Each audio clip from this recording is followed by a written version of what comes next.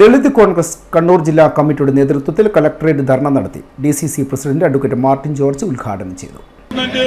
ഈ ദളിത് വിഭാഗത്തെ അവഗണിക്കുന്ന ഒരു സമീപനം, അതിലേറ്റവും പ്രധാനമായിട്ടുള്ളത് ഇവിടെ വിദ്യാഭ്യാസ മറ്റ് സ്ഥാപനങ്ങളിലൊക്കെ തന്നെ ഇവിടെ ഉദ്യോഗാർത്ഥികളെ നിയമിക്കുമ്പോൾ അത് പിന്നാമ്പുറ നിയമനങ്ങൾ നടത്തുമ്പോൾ ദളിത് വിഭാഗത്തിന് കിട്ടേണ്ടതായ അർഹതപ്പെട്ടിട്ടുള്ള അവരുടേതായ നിയമനങ്ങൾ കിട്ടാതെ വരുന്ന ഒരു സാഹചര്യം നമുക്ക് കാണാൻ വേണ്ടി സാധിക്കുകയാണ്.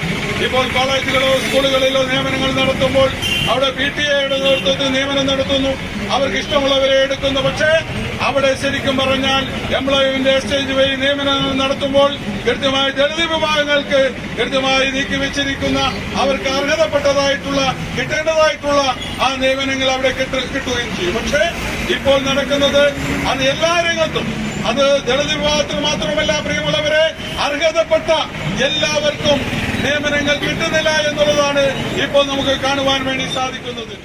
അഴിമതിയും സ്വജനപക്ഷപാതവും ഉണ്ടാക്കുന്ന സ്കൂൾ PTA-കൾ വഴി നടത്തുന്ന താൽക്കാലിക അധ്യാപക നിയമനം നിർത്തലാക്കുക, പട്ടിക വിഭാഗം സംവരണം പാലിക്കുന്ന വിധത്തിൽ എംപ്ലോയ്മെന്റ് എക്സ്ചേഞ്ച് വഴി താൽക്കാലിക അധ്യാപക നിയമനം നടപ്പിലാക്കുക, പട്ടികജാതി വിദ്യാർത്ഥികൾക്കുള്ള ലക്സം ഗ്രാന്റ് കൃത്യസമയത്ത് വിതരണം ചെയ്യുക, പട്ടികജാതി വിദ്യാർത്ഥികൾക്ക് ട്യൂഷൻ ഫീസ്, സ്റ്റൈപ്പൻഡ് എന്നിവ കാലതാമസം കൂടാതെ വിതരണം ചെയ്യുക, ലൈഫ് പദ്ധതിയിൽ ഉൾപ്പെടുത്തി SC/ST ഭവന പദ്ധതി കാര്യക്ഷമമായി നടപ്പിലാക്കുക എന്നീ ആവശ്യങ്ങൾ ഉന്നയിച്ചായിരുന്നു ധർണ നടത്തിയത്.